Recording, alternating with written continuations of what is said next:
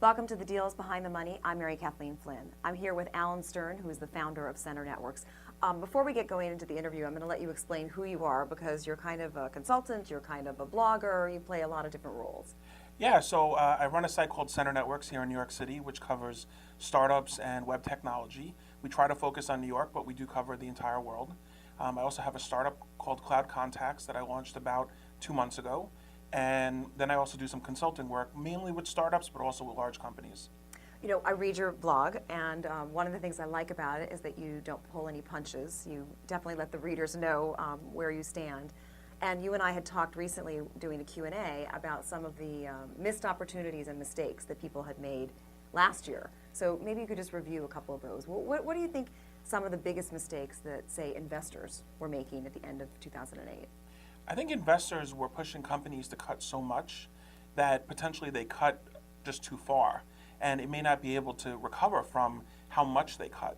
I think a lot of startups were very scared based on reading all the different memos that came out from all the different VC companies, and just started to cut all over the place without really figuring out what they should cut, how much they should cut, or if they need to cut at all. And what about entrepreneurs? I know there's some bad behavior that you've identified among some of the entrepreneurs. Yeah, I mean, I think that entrepreneurs need to be careful. Actually, everybody needs to be careful in what they do and say online today. Because, if you put a message on Twitter, for example, that message instantly goes out to everybody in the world. So if you do something that may or may not be right, or say something that may not be right, it's going to go out to everybody immediately. And you can't always take that stuff back. You mentioned Twitter and being on stage, and that makes me think of the New York Tech Meetup that both you and I attended recently. There are some changes going on in that organization. There's a new organizer, Nate Westheimer, taking over from Scott Heiferman, the founder of Meetup. And I'm just curious what you think about the changes that are going on in the New York tech community at the Meetup and also more broadly. Well, first, hats off to Nate. I wish him, tremendous amount of success and luck this year with the Meetup.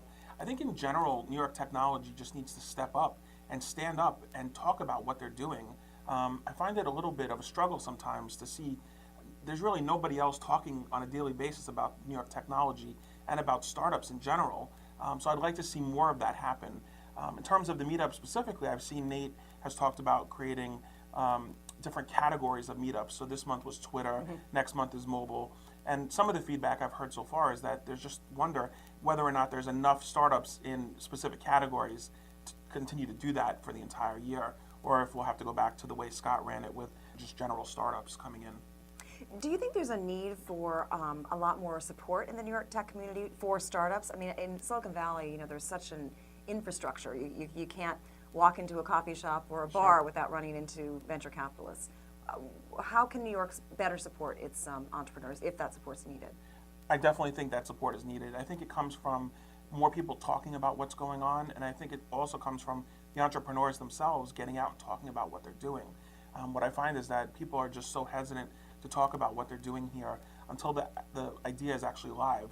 Whereas when I go to Silicon Valley, I could sit in a Starbucks and within 10 minutes, 3 people have told me their entire plans without even writing a line of code. So I think that we need to start to talk about what we're doing and show off the great work that's going on here.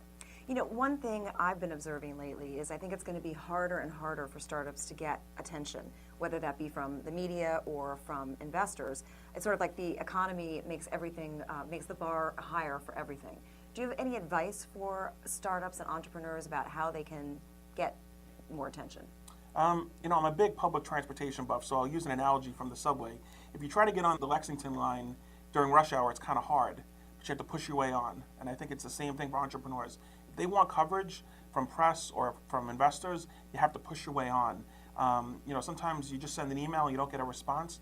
You can't just let that go. Try to contact the people other ways. Make sure that you're getting in there because one missed opportunity could be a huge chance of success. What about emphasizing, practical things like business models and revenue streams? I mean, do you think that there's going to be more and more pressure on startups to show those demonstrable metrics? Oh, absolutely. In fact, with my startup, I launched with a business plan, and I think everybody needs to launch with a business plan. If you look at, again, not to keep talking about Twitter, but if you look at Twitter, they're in a very difficult position now because no matter what revenue model they put on top of the site, they're going to probably piss off some potential or some part of their user base. So I think it's really important to think about how are you going to generate revenue from day one. All right, sounds like prudent advice. Thank you very much, Alan Stern from CenterNetworks, and thank you for watching Behind the Money. I'm Mary Kathleen Flynn.